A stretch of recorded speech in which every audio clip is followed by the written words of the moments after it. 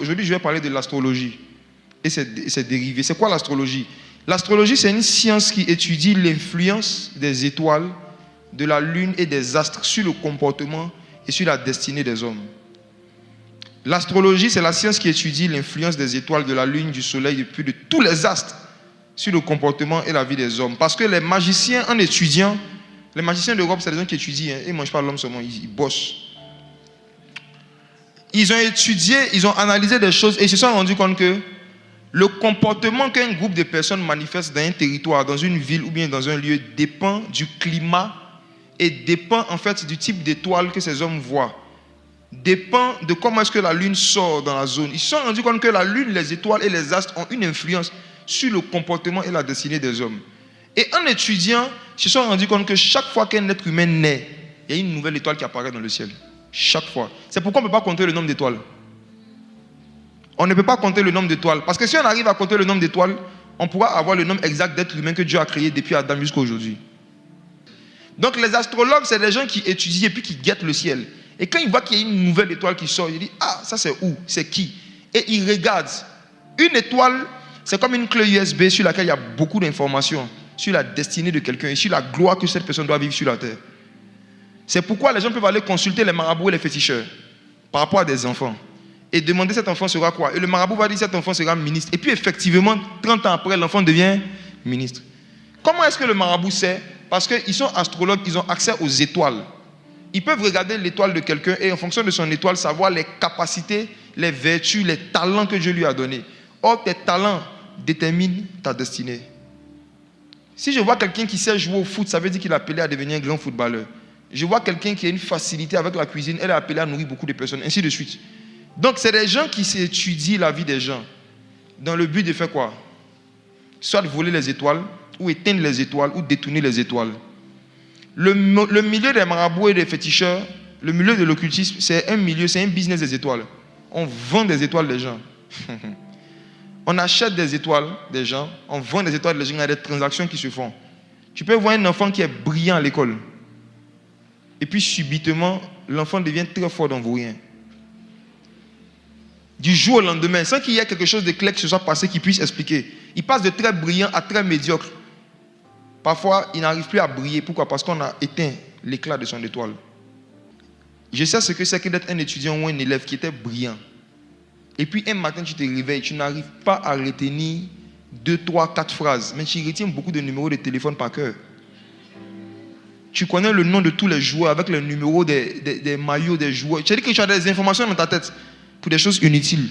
Mais quand tu arrives sur des choses où tu vas avoir diplôme là, ton cerveau ne marche plus. Parfois, c'est la sorcellerie. Ça peut être l'œuvre des voleurs d'étoiles. Les voleurs d'étoiles existent.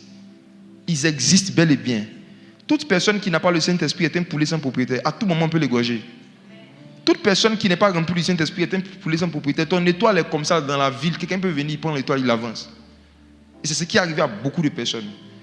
Et voici.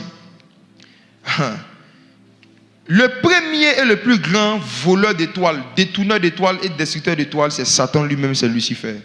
Apocalypse chapitre 12, verset 3 à 4. Satan travaille avec les étoiles. Satan a besoin d'étoiles pour faire son ministère. Étoile en anglais, c'est quoi? Star. Satan aime les célébrités. Apocalypse chapitre 12, verset 3 à 4. Un autre signe parut dans le ciel, et voici, c'était un grand dragon rouge, ayant 7 têtes et 10 cornes, et sur ses têtes 7 diadèmes. Sa queue entraînait le tiers des étoiles du ciel, et les jetait sur la terre. Le dragon se tint devant la femme qui allait enfanter, afin de dévorer son enfant lorsqu'elle aurait enfanté. Amen. La Bible nous parle d'un dragon qui a pris sa queue et qui a volé des étoiles, qui a balayé des étoiles. Il les a enlevées du ciel pour les jeter où? Sur la terre. Satan. C'est ce même travail que Satan a fait là, qui continue de faire jusqu'à aujourd'hui. Satan est perpétuellement en train de regarder les ciels des familles, les ciels des entreprises, pour voir quelles sont les étoiles qui peuvent balayer, jeter à terre. Le fait d'enlever les étoiles du ciel et de les jeter à terre, ça a beaucoup de significations. Parmi les significations, c'est par exemple le fait de prendre des gens qui sont spirituels et puis les rendre charnels. Le fait de prendre des gens qui sont dans l'onction et puis les mettre dans les choses charnelles, les choses mondaines. Il est en train de balayer les étoiles. Toutes les actions que tu poses et que tu mènes, qui font que tu t'attaches aux choses de la terre plutôt qu'aux choses du ciel, fait de toi une étoile qui a été jetée à terre. C'est Satan qui a causé la chute de ce qu'on appelle aujourd'hui les démons. Ces démons qui sont devenus les lunatiques ont été victimes de cet homme. Parce que les étoiles en question, c'était les anges de Dieu. On les appelait les étoiles. Et ce que je découvre au fur et à mesure que je lis ma Bible, c'est que vous, tous qui avez Christ en vous, tous ceux qui ont Christ en eux, vous êtes appelés à devenir une étoile, une célébrité dans un domaine. Tous ceux qui ont Christ. Jésus dit qu'une ville qui est située sur une montagne ne peut pas être cachée. Quelqu'un qui est vraiment en Christ, qui est vraiment sur la montagne de Sion, qui est sur la montagne de jeûne et de prière, il y a un minimum de notoriété et de célébrité qui va vivre dans son secteur d'activité. Pourquoi? Parce qu'une ville située sur une montagne, tout le monde voit. Tout le monde peut voir des étoiles à cause de leur position. Satan est maître dans l'art de faire changer de fonction, changer de position aux gens, remaniement ministériel. Satan est maître dans l'art de pouvoir arracher des postes à certaines personnes, de donner à d'autres personnes. Satan parfois prend les premiers pour en faire des derniers. Et il prend les derniers pour en faire des premiers. Changement d'étoile. Dans le football, vous qui êtes dans le milieu du sport, certains sont ici, d'autres vont m'écouter. Je vous dis la vérité. Vos pieds, ce qui fait que vous arrivez à briller, c'est parce que vos pieds marchent, non? On peut vendre vos pieds à quelqu'un. On peut faire des transactions. Et puis vous vous réveillez le matin, vous avez une blessure bête. Vous ne pouvez plus jouer. Et quelqu'un d'autre prend votre poste. Et puis c'est lui qui devient la nouvelle étoile, la nouvelle star. Tellement de gens ont vécu ça dans le milieu sportif. Tous les domaines dans lesquels les gens font une course à la célébrité sont des domaines où il y a beaucoup d'occultisme. Tous les domaines où les gens sont en train de chercher à être vus sont des domaines où il y a beaucoup de maraboutage. Voici pourquoi si tu es un homme d'affaires et que tu n'es pas spirituel, si tu es un sportif et que tu n'es pas spirituel, tu vas voir un jour ton étoile va arrêter de briller subitement. Tu vas continuer à faire beaucoup d'efforts, mais tu n'auras plus beaucoup de résultats. Pourquoi? Parce que quelqu'un a jeté ton étoile sur la terre. Lucifer. Souvenez-vous que le récit de la vie de Jésus commence avec quoi? Des astrologues qui étudiaient le ciel et qui ont vu une étoile particulière parmi les autres étoiles et qui ont commencé à suivre cette étoile, qui sont arrivés à Jérusalem et qui ont dit: où est le roi des Juifs? On a vu son étoile en Orient. On est venu pour l'adorer. Regardez des révélations qui sont dans cette histoire. Est-ce que Jésus est né en Orient? Jésus est né où? Il est né où? Le lieu où Jésus est né et le lieu où son étoile est sortie, est-ce que c'était dans le même endroit? Il y a certains parmi vous, vous êtes né à Gagnoua, votre étoile a brillé au Canada. Vous êtes né à Cocody, votre étoile a brillé en France. L'étoile ne sort pas dans le lieu de naissance. L'étoile sort de ta destination.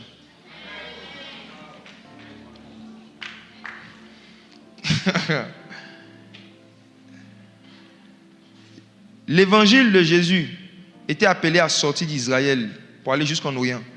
C'est là-bas que son étoile est sortie. L'étoile montre ce que tu dois être, ce que tu dois faire, jusqu'où tu dois aller dans la vie. Et c'est là-bas que ton étoile sort. Donc, certains, vous êtes ici, mais il y a des sorciers au Canada qui cherchent à vous tuer. Ne pensez pas que les gens qui veulent vous tuer, c'est les gens qui vous connaissent. Hein. Non. Dans le milieu de la sorcellerie, on n'a pas besoin de te connaître, ni d'avoir un problème avec toi pour te tuer. On a juste besoin de voir ton étoile. Ils ne connaissaient pas Jésus, mais à cause de son étoile, ils ont voyagé, ils sont venus. Une autre vérité, c'est quoi? Lorsqu'ils ont vu l'étoile de Jésus, ils ont pris certains objets matériels, certaines richesses. Ils ont vu son étoile, ils ont pris de l'or. Ils ont vu son étoile, ils ont pris de la myrrhe. Ils ont vu son étoile, ils ont pris de l'encens. Ça veut dire quoi? La quantité de richesses et la quantité de biens matériels que des hommes sont disposés à te donner sur la terre dépend de ton étoile. Je vous dis la vérité. La quantité de richesses qui va rentrer dans votre vie ou qui va rentrer dans votre main, ça dépend de votre étoile. Ça ne dépend pas de vos activités.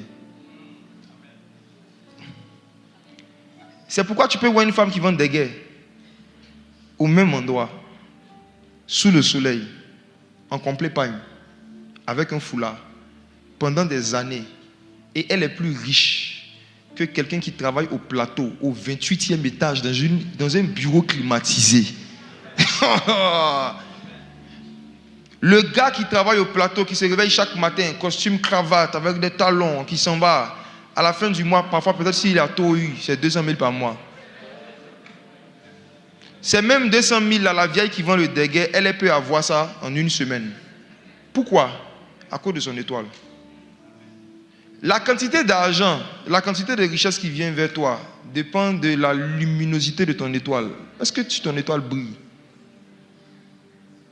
Les humains sont sensibles aux étoiles sans le savoir. Ce qui fait que tu viens au marché, tu vois deux femmes en train de vendre la tomate. Elles vendent les mêmes tomates, c'est les mêmes couleurs. Mais tu préfères toujours aller chez celle qui est à droite. Tu ne peux pas expliquer pourquoi tu préfères la femme qui vend à droite. Tu ne peux pas expliquer tes choix commerciaux parce que les choix commerciaux dépendent des étoiles. C'est quelque chose que tu sens, que tu ne peux pas expliquer. Je préfère celle-là. On dit pourquoi? Tu ne peux pas expliquer. Tu ne peux pas expliquer. Je préfère acheter ici. Pourquoi? Je ne peux pas expliquer, c'est comme ça. Et ce qui se passe, c'est quoi? C'est que dans le domaine de commerce, où il y a beaucoup de sorcellerie, des gens talentueux, des gens qui vendent de bons produits, qui ont de bons services, sont victimes de maraboutage et de sorcellerie. On leur envoie un esprit lunatique. Et l'une des choses que les esprits lunatiques font, c'est quoi? Les esprits lunatiques transforment ton étoile en lune. Ça veut dire qu'un de leurs buts, c'est de pouvoir donner une fausse image de toi aux gens qui ne te connaissent pas, pour ne pas que ces gens-là te donnent certaines faveurs. Les esprits lunatiques ne sont pas seulement des gens qui changent les humeurs des hommes en qui ils habitent. C'est des esprits aussi qui changent les opinions et les humeurs des autres envers les hommes. Si un esprit lunatique te suit, il va faire que ton patron, tu vas l'énerver pour rien. Tu travailles bien, tu as toutes les qualités, on a donné des promotions, tous les jours on donne à une autre personne, on ne te donne pas. Quand le patron te voit, il devient lunatique. Il y a quelque chose qui l'influence, qui fait qu'il n'a pas envie de te donner ce qu'il devait te donner. Il y a des gens ici, c'est parce qu'il y a des esprits lunatiques qui vous influencent que les gens prennent toujours crédit avec vous et ne vous remboursent jamais. Parfois, la personne prend ton argent, la personne a les moyens, et puis une voix lui dit, celle-là, elle est trop gentille. Même si tu ne lui donnes pas, elle va rire. Celle-là, elle est riche, elle n'a pas besoin de ça. Quand un esprit lunatique est sur ta vie, tu peux être une femme célibataire, et chaque fois qu'un homme te voit, l'esprit lunatique lui dit qu'elle est en couple.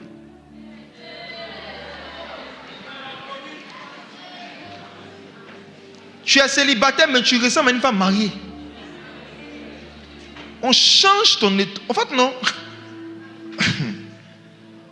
Un démon peut changer ta lune en étoile.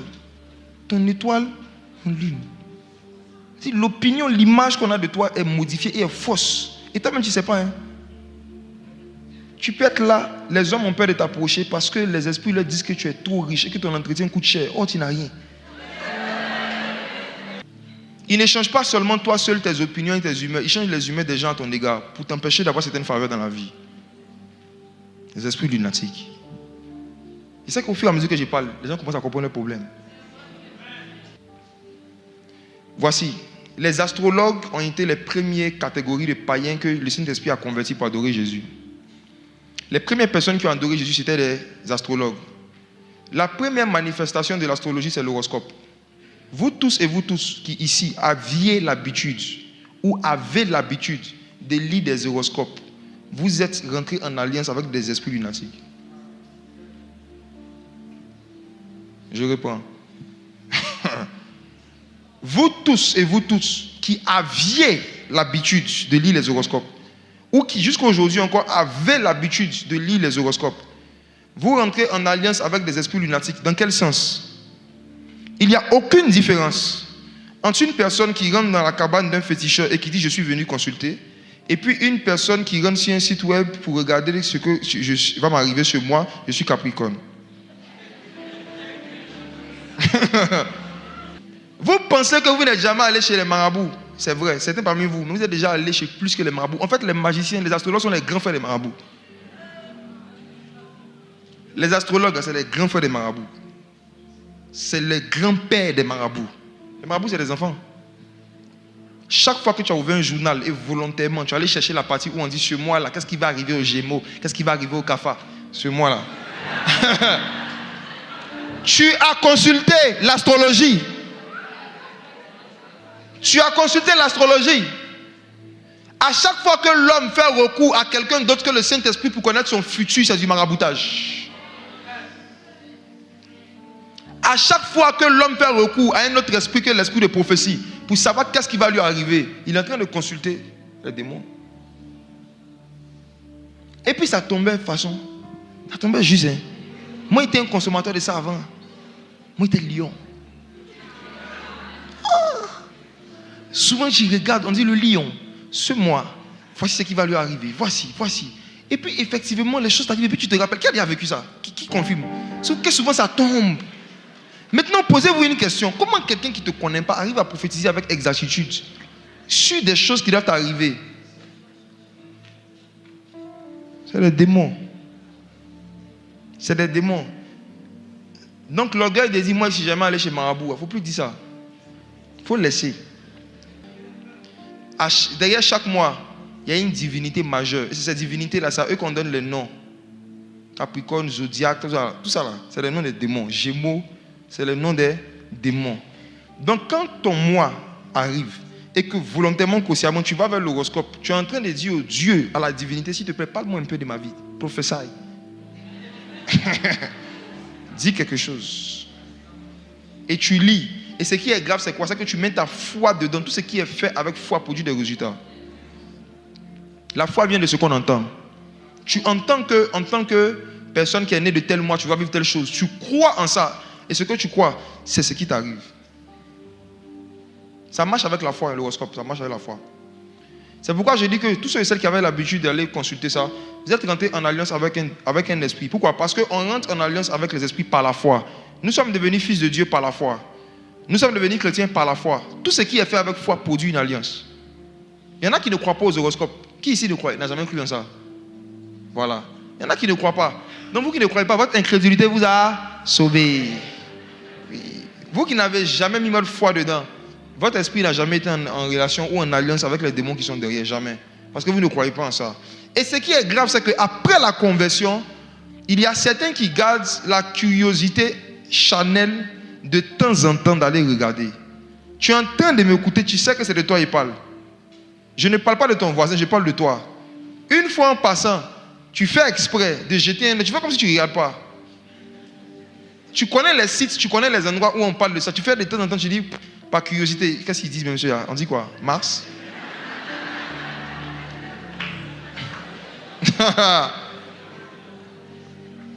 Tu continues de communier avec les démons. Tu es toujours en communion avec les démons.